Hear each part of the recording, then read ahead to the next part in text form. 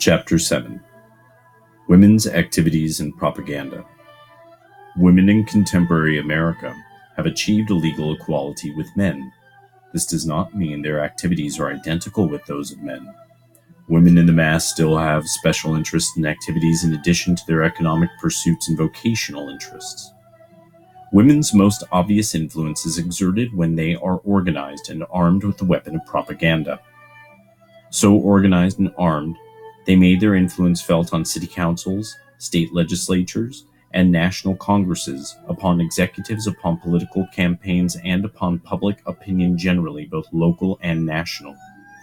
In politics, the American women today occupy a much more important position from the standpoint of their influence in the organized groups than from the standpoint of the leadership they have acquired in actual political positions or in actual office holding. The professional women politician has had up to the present not much influence, nor do women generally regard her as being the most important element in question. Ma Ferguson, after all, was simply a woman in the home, a cat's paw for a deposed husband. Nellie Ross, the former governor of Wyoming, is from all accounts hardly a leader of statesmanship or public opinion. If the suffrage campaign did nothing more, it showed the possibilities of propaganda to achieve certain ends. This propaganda today is being utilized by women to achieve their programs in Washington and in the states. In Washington, they are organized as the Legislative Committee of 14 women's organizations, including the League of Women Voters, the Young Women's Christian Association, Women's Christian Temperance Union, the Federation of Women's Clubs, etc. These organizations map out a legislative program and then use the modern technique of propaganda to make this legislative program actually pass into the law of the land. Their accomplishments in the field are various.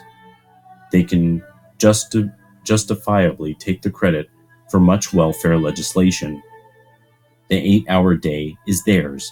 Undoubtedly, prohibition and its enforcement are theirs, if they can be considered an accomplishment.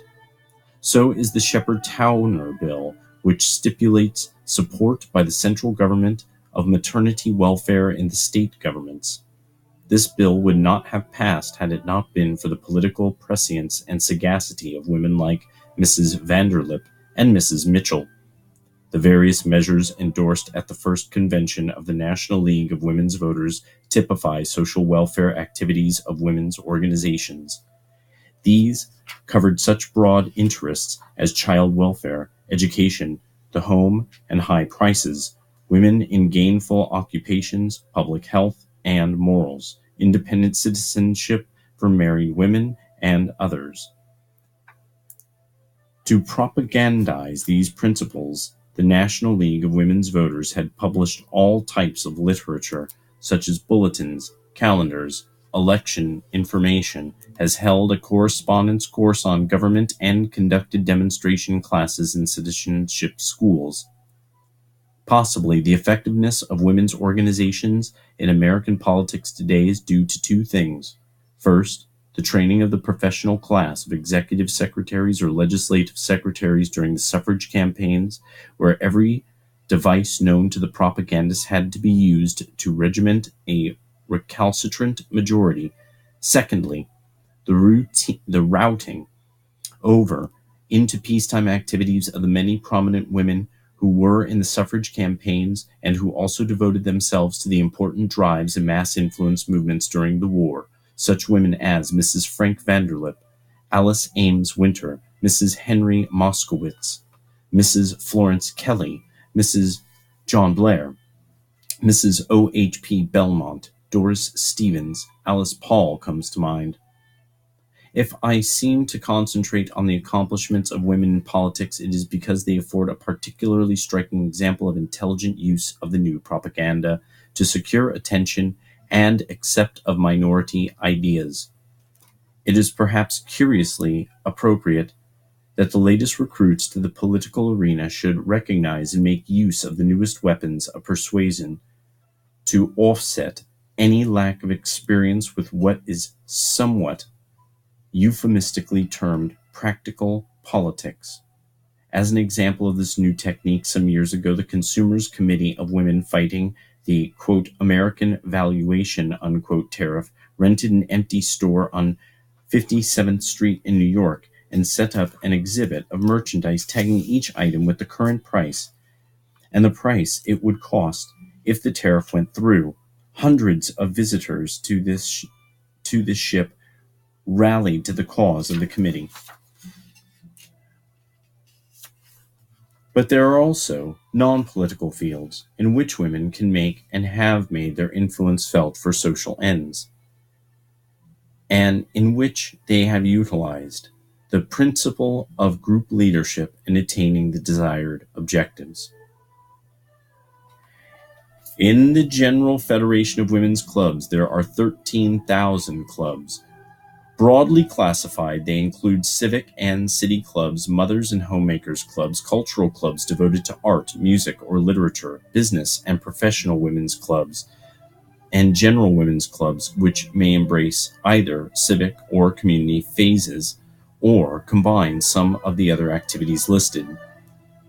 The Women's Club is generally effective on behalf of health education, in furthering appreciation of the fine arts, in sponsoring legislation that affects the welfare of women and children, in playground development and park improvement, in raising standards of social or political morality, in homemaking and home economics, education, and the like.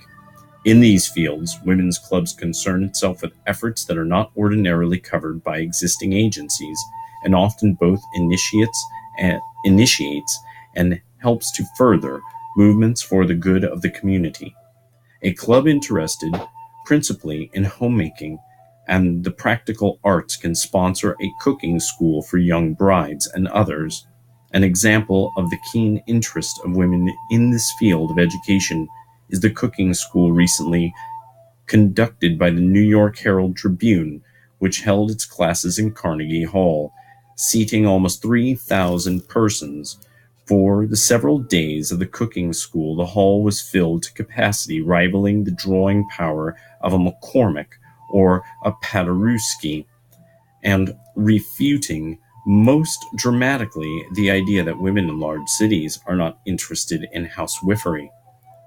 A movement for the serving of milk in public schools or the establishment of a baby health station at the Department of Health will be an effort close to the heart of a club devoted to the interest of mothers and child welfare. A music club can broaden its sphere and be of service to the community by cooperating with the local radio station and arranging better musical programs. Fighting bad music can be as militant a campaign and marshal as varied resources as any political battle.